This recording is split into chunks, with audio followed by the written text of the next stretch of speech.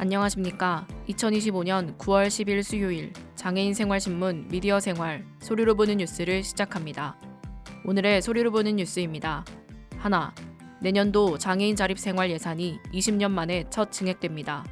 둘, 불가항력 분만 의료사고에 대해 첫 국가보상이 결정됐습니다.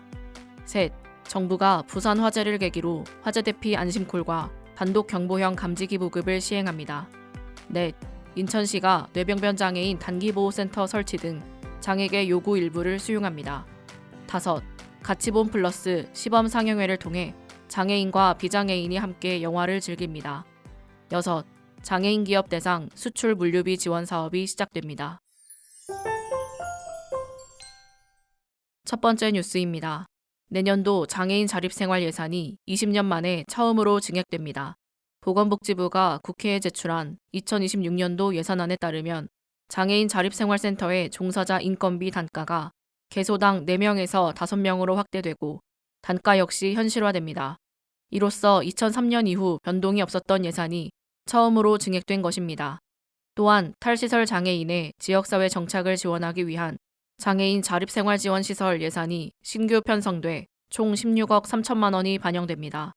장애인 활동지원 서비스 예산은 총 2,778억 원 증액되어 서비스 단가가 인상되고 65세 도래로 인해 기존 급여에서 탈락했던 고령장애인 1,000명에 대한 보전급여도 추가로 반영됩니다. 서미화 더불어민주당 의원은 이번 예산안에 대해 장애인의 삶을 실질적으로 뒷받침하는 권리 예산 확보에 한 걸음을 뗐다며 특히 고령장애인의 활동지원 배제 문제에 대한 첫걸음으로서 의미가 있다고 평가했습니다. 다만 장애인 권익공호기관, 국제협력사업, 건강검진기관, 시각장애인 안마사 파견수당 등의 예산은 여전히 개선이 필요하다고 지적했습니다. 두 번째 뉴스입니다. 불가항력적으로 발생한 분만 의료사고에 대해 국가가 지급하는 보상금이 상향된 이후 첫 보상 심의 결과가 발표됐습니다.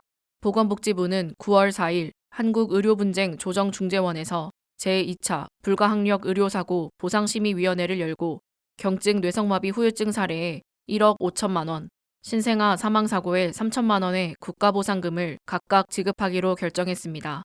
이는 보상 한도를 기존 3천만 원에서 최대 3억 원까지 확대한 이후 처음 이뤄진 결정으로 의료진의 과실 없이 발생한 사고에 대해 실질적인 지원이 가능해졌음을 의미합니다.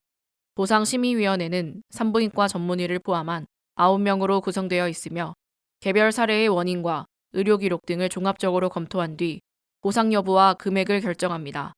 복지부는 향후 의료사고 분쟁 조정 제도를 더욱 개선해 환자와 의료진 모두가 안전한 환경에서 진료와 치료를 받을 수 있도록 하겠다고 밝혔습니다.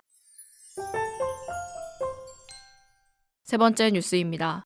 정부가 지난 7월 발생한 부산 아파트 화재를 계기로 장애인과 어린이, 노인 등 화재 피난 취약계층을 위한 화재 대피 안심콜 제도를 도입하고 150만 세대의 단독 경보형 감지기를 보급하기로 했습니다.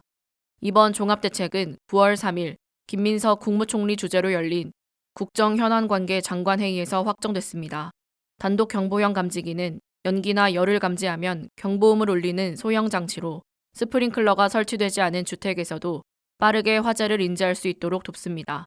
화재 대피 안심콜은 등록된 취약세대에 화재 발생 시 문자 또는 전화로 상황을 전파하고 상황 요원이 직접 전화를 걸어 피난을 유도하는 제도입니다.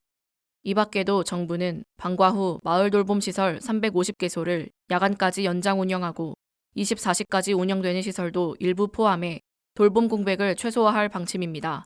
이번 대책은 화재 감지 장비의 미설치, 부모 부재, 교육 부족 등이 복합적으로 작용한 부산 화재 사고의 재발을 막기 위한 제도적 정비로 평가됩니다.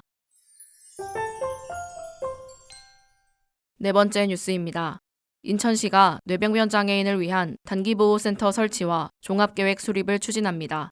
이는 인천장애인차별철폐연대 등 32개 단체로 구성된 420 장애인 차별철폐 인천 공동투쟁단이 4월에 제시한 28개 요구안 중 일부를 수용한 결과입니다.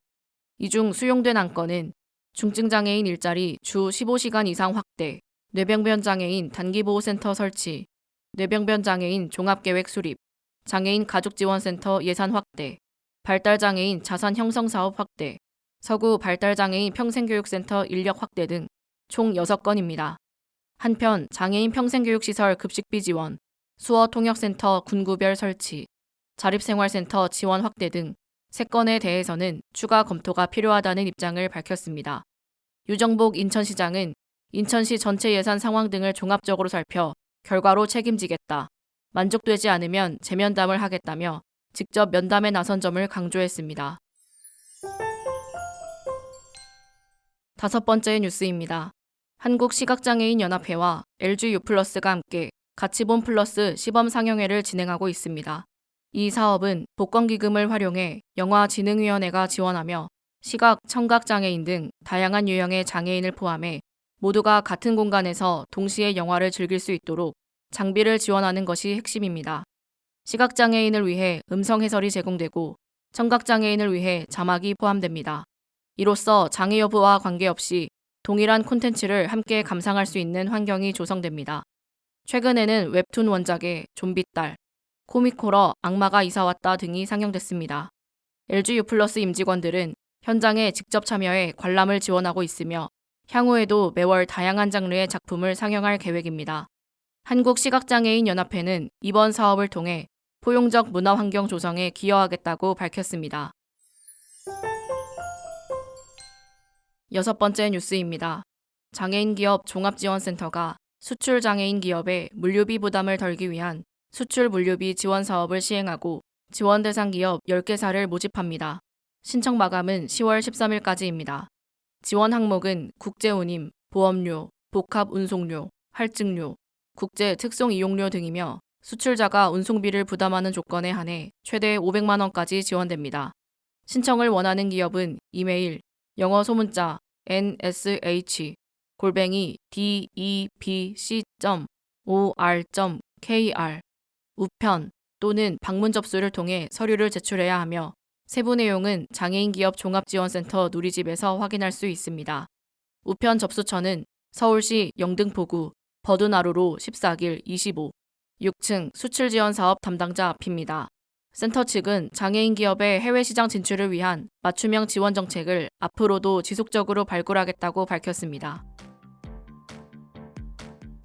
지금까지 소리로 보는 뉴스를 애청해주셔서 감사합니다. 장애인 생활신문 미디어 생활 소리로 보는 뉴스는 다음 시간에 다시 찾아뵙겠습니다.